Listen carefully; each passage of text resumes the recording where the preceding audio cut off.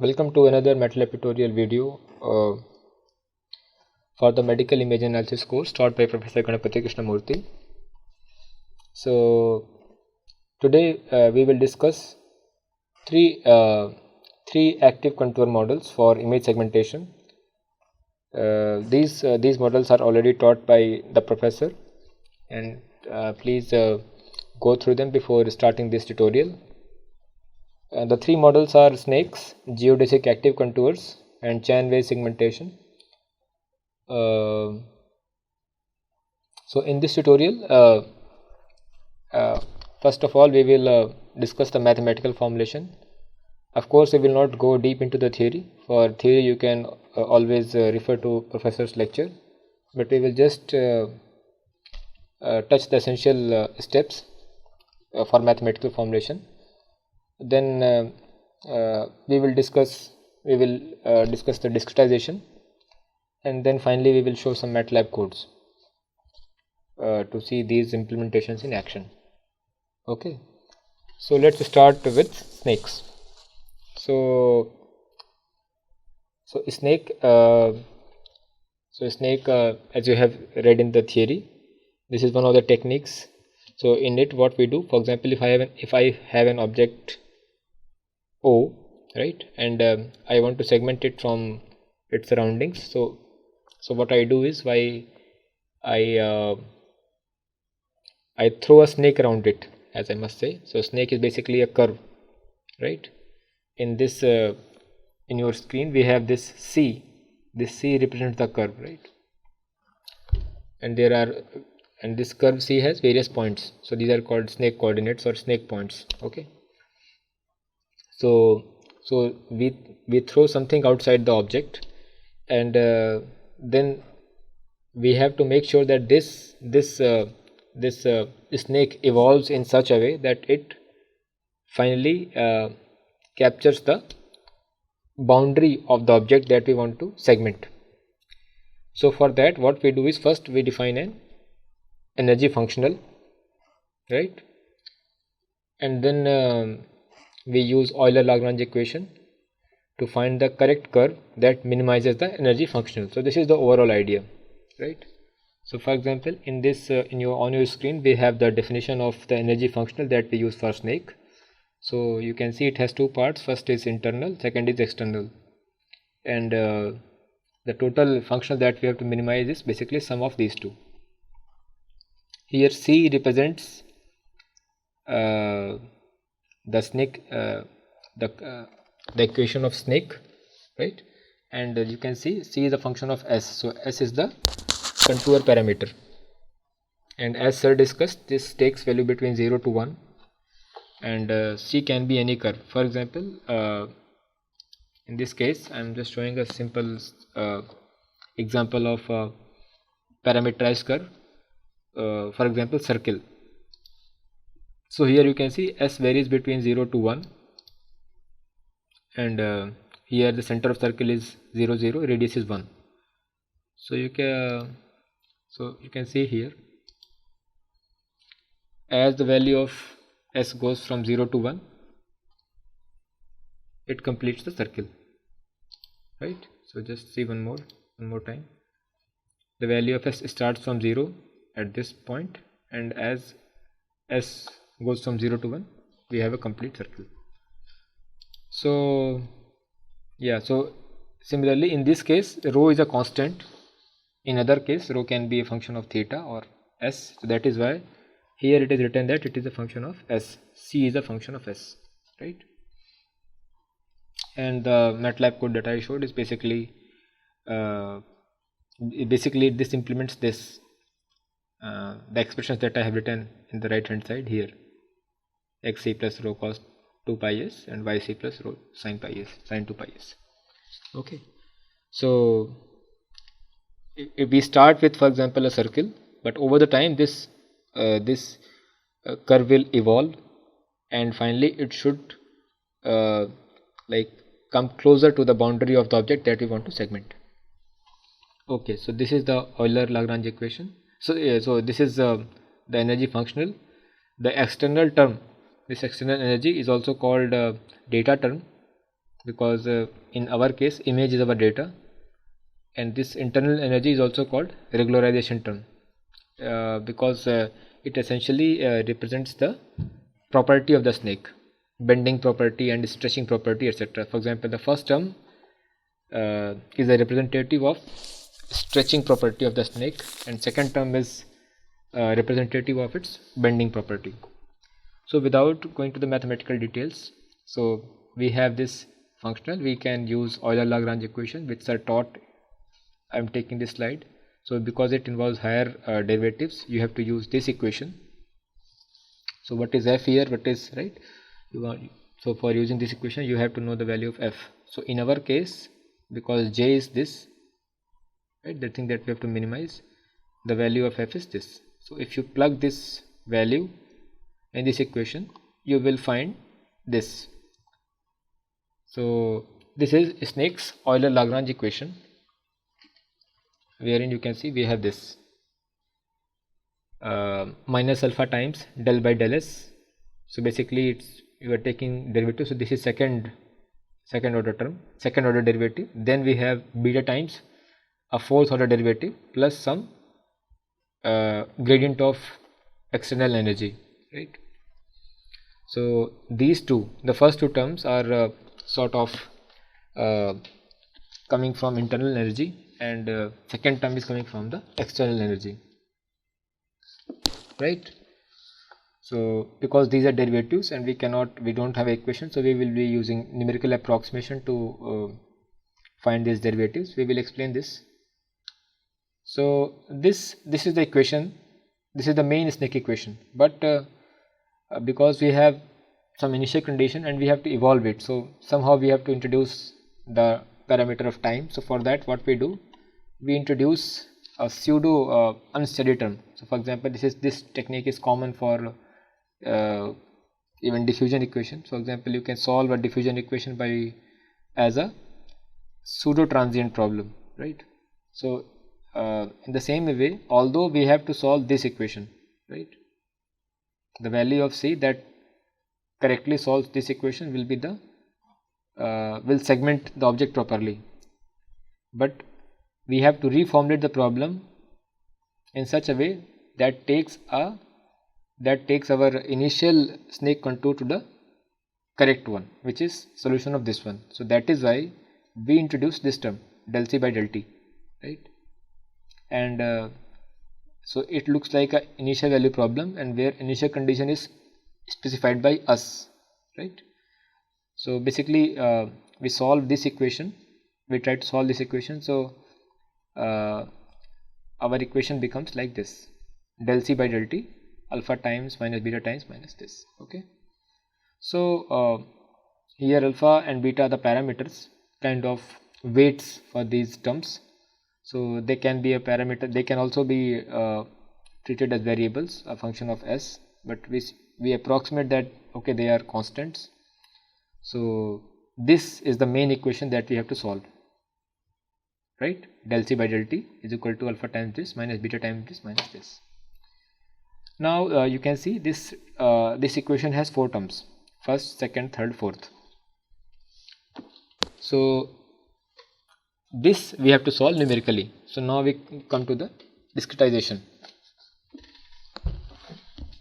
So the first term, del c by del t, right? We so also, for example, this, because I have already shown this, like c vector is x star and y star, right? So whenever I write del c by del t, it means its derivative of it is equal to del x by del t, del x star by del t, and del y star by del t. But because of the symmetry of the this equation, I am just showing the discretization for one component, right? Other component discretization is also similar.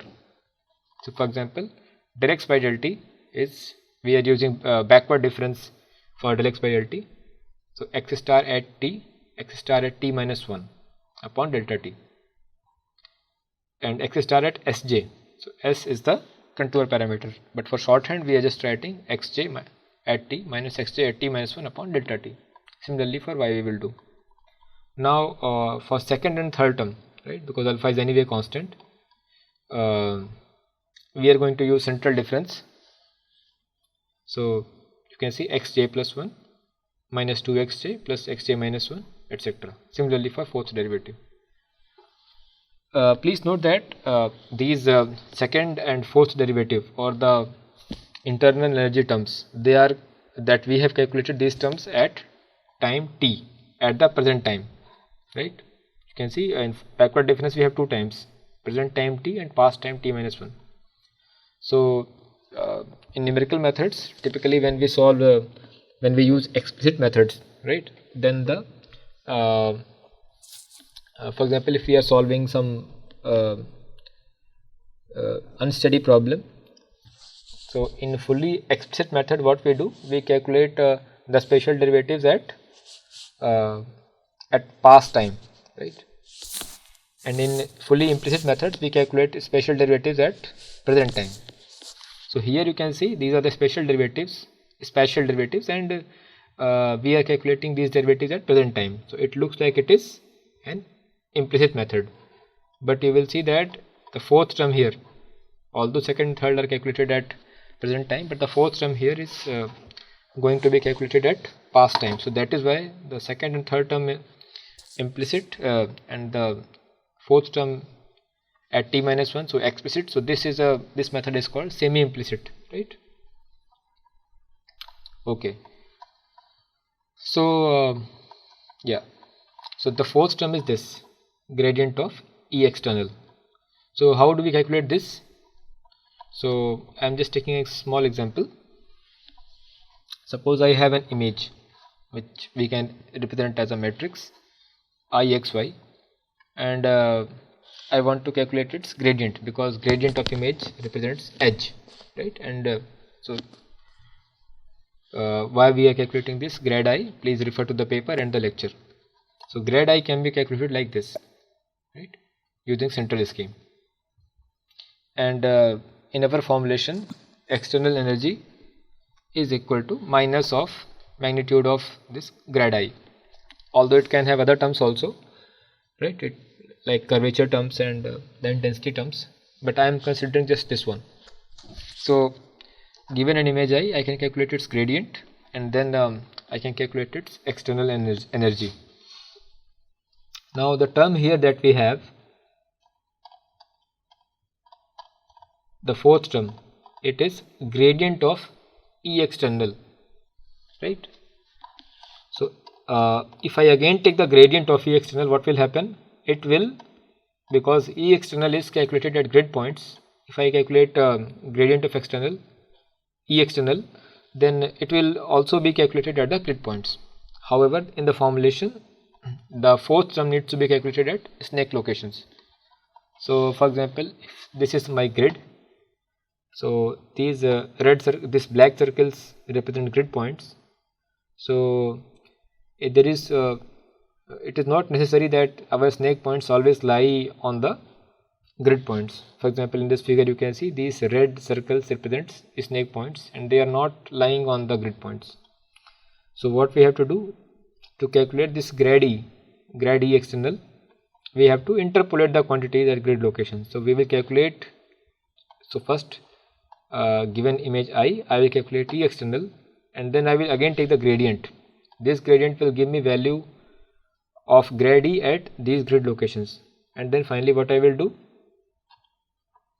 I will interpolate, use some linear interpolation or bilinear interpolation, basically linear interpolation, and I will interpolate these values at snake locations.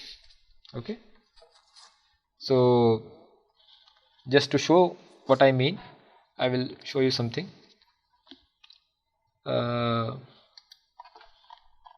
For example, I am just showing you, suppose I have an image like this, right, black circle. Here I have made it blur so that its gradient, its boundary gets little bit diffused, right, and this is done by this is done in the paper as well, right. So the effect of this blurring is this. If you will see here, it is like a well, right? So if someone comes here, he will be slipped into this well. So if we would not have used this blurring, this will be very small, right? But because of blurring, it becomes, this well becomes little wide, and actually snake should come and fit into this well. This is what we want. So this is an this is the like plot for, this is the like surface for potential energy, E external, right? Now what happens now? The third thing, so if and so because of this, so now we have some external energy, and if we take its derivative, we will find the field forces. Just like we have a gravitational field, but in gravitational field all the like if I make a gravitational field, so at all points we feel the same force and downwards, right? So it will be just arrows pointing downwards of all of same length, right? 9.8 meter per second square. But here you will see, if you like little bit magnify it,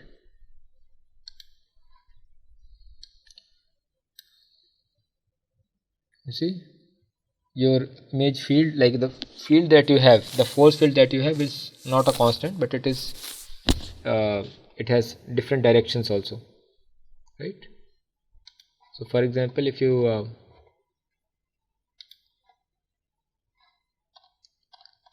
for example look here,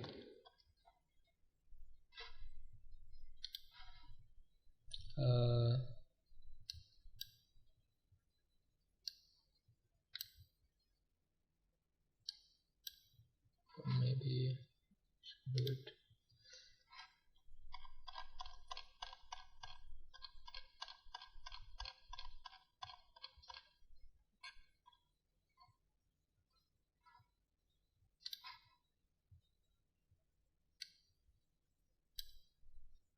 You see here the forces are in rightward direction, right?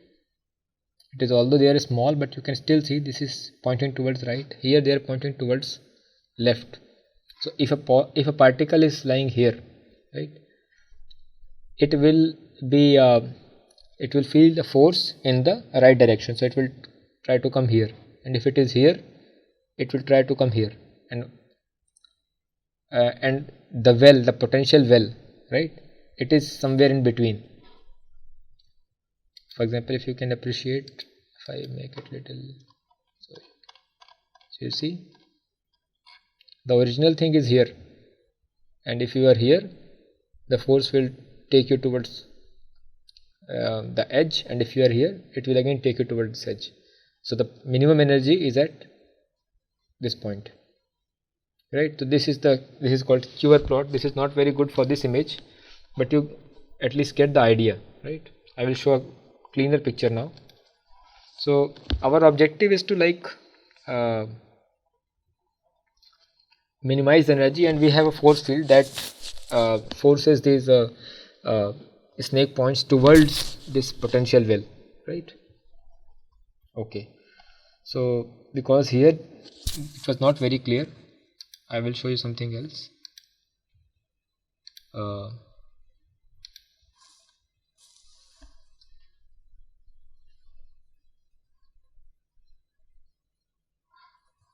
Okay, so for example, I have created a fake field. Okay, this one.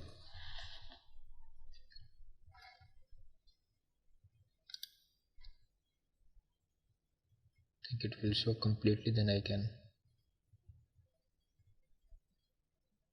Okay, so for example, suppose I have some image, and I calculate its gradient and find the energy due to edge, and it looks like this.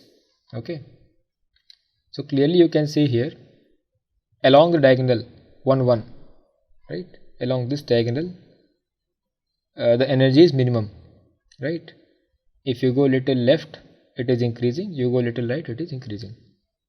So its minima is at this diagonal. And you can also see this from the contour plot, that the value is minimum 0.5 here, and as you go here it is increasing, and if you go towards this side it is also increasing. So the minimum energy is at in the diagonal. So actually you can think of like this diagonal represents the edge, right? So if you have a energy function like this, right, then the forces will be like this, the force field. So at that time I was not able to show the keywords properly. So you can see, if because the edge is along 1 1, right? So if a particle is here, right, so it will feel a force here, it will be forced towards this edge, and as it comes closer to the edge, this force becomes less and less.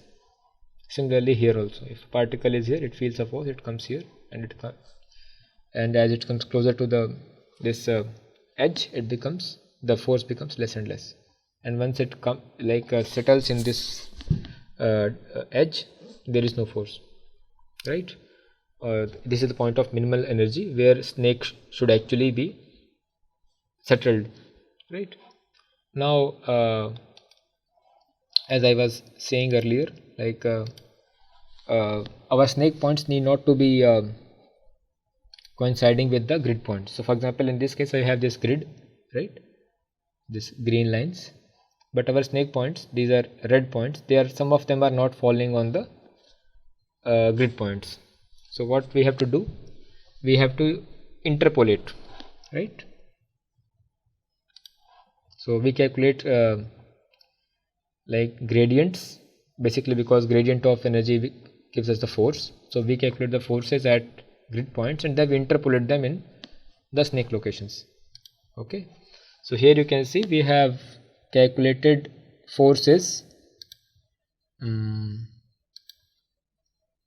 So here you can see we have this energy, we took the gradient of it, right? So this is the force field. Then to find the forces on snake coordinates, we have to use interpolation. So the default one is the bilinear interpolation in Matlab. You can have other methods also, but the idea is we have to use some sort of interpolation, right? So here I am just showing that I am showing the forces. You can see, like at this point the force is towards this direction, here the force is towards this direction, here the force is little bit stronger than this one, but it is in the same direction. So because the edge is along 1 1, so when the particle or the point is in this direction, it will be pulled towards the edge, right? And if it is on the opposite side, the left hand side of this edge, it will be pushed towards right side. You can see this arrow, right? And you can see, because at this point is closer to the diagonal, the force is less. These are little far, so it is more. So this is the interpolation idea. And yeah, so if I just throw some points, initial contour, if I throw some points, these black ones, right, and this is our initial contour, and I throw these points in this image field, so where will it go? So because of the forces that we have seen, it will try to align itself along the edge, right, where we have edge. So you can see here, slowly, due to the forces, this circle becomes an ellipse, and it tries to align itself with the edge. So I am just showing it once more.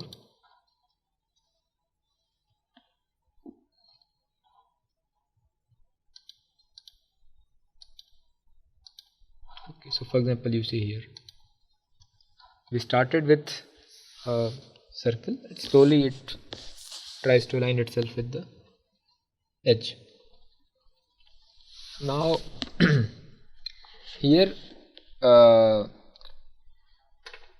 we are completely neglecting the effect of like the influence of internal forces, right? So this motion, the motion of these particles, is entirely due to external force, right? And this is an explicit computation, just like we do normally, the explicit one. But when we like also take into account the property, like material properties of snake, then those alpha beta terms also come, and then things become little tricky, because those derivatives, alpha beta derivatives, are calculated at the present time t. So just remember, these terms are calculated at t, right? But this term is calculated at t minus 1. I have written this also. Second and third terms are t, but fourth term at t minus 1. That is why it is a combination of the two, and it is called semi-implicit. So when you solve, when you like substitute these values, right, you will get something like this. Here you can see b a plus 4b. This is a standard pentadiagonal matrix structure. So in matrix form, it looks like this: x star t multiplied by m is equal to x star t minus 1 plus delta t times this. Computation of this we have already seen, right, how we will calculate it.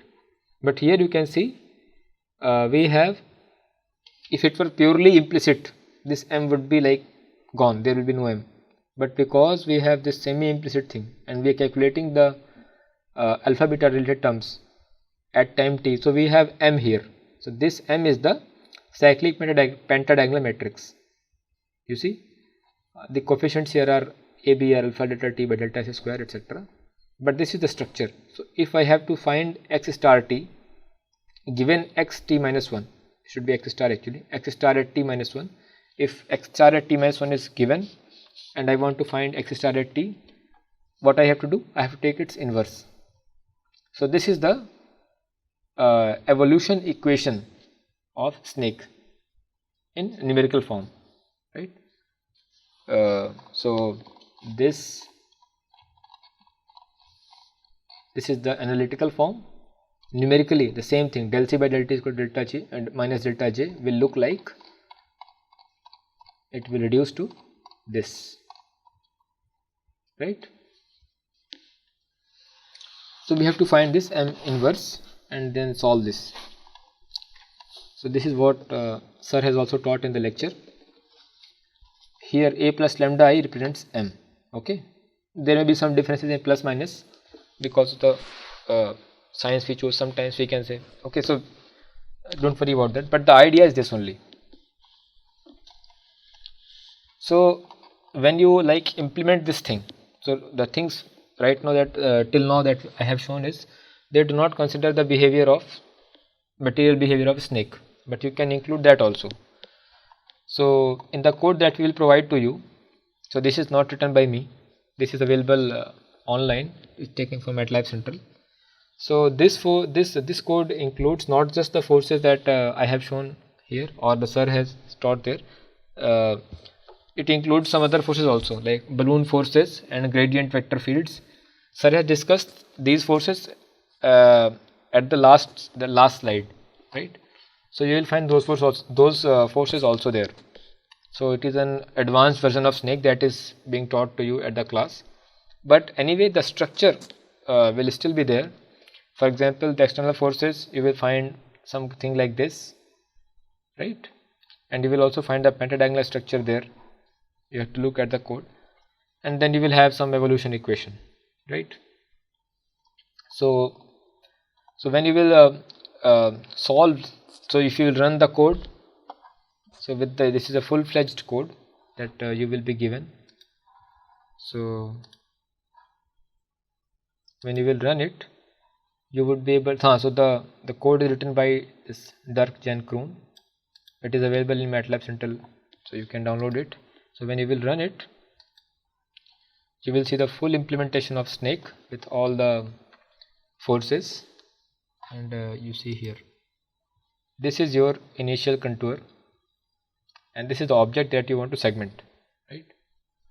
This and you can see this is your external energy.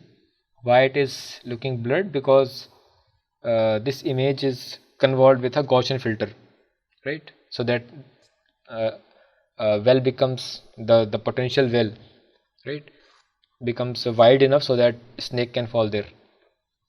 And these are the external force field, just like the Q plot I have shown you earlier. This is the real one. And here you can see it is evolving over time, and slowly it is like capturing the boundaries of the object. These external forces, if you want to magnify it, you can zoom it also.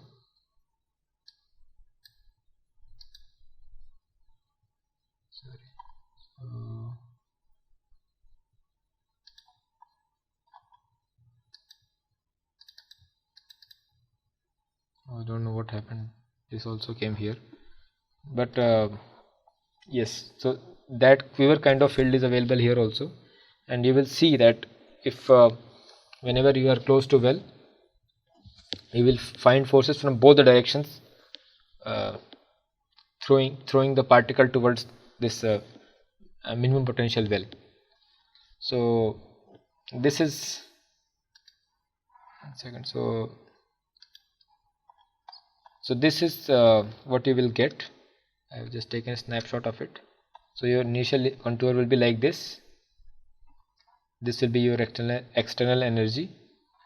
This is force field, that is right. And then finally snake will evolve in such a way that it captures the boundaries. Another thing is you have two parameters alpha beta there, which determine the property of snake. So how you can play with these parameters, right? So because you are given the code, you can play with the initialization, you can play with parameters like alpha beta and other things, right? You can play with the weights also.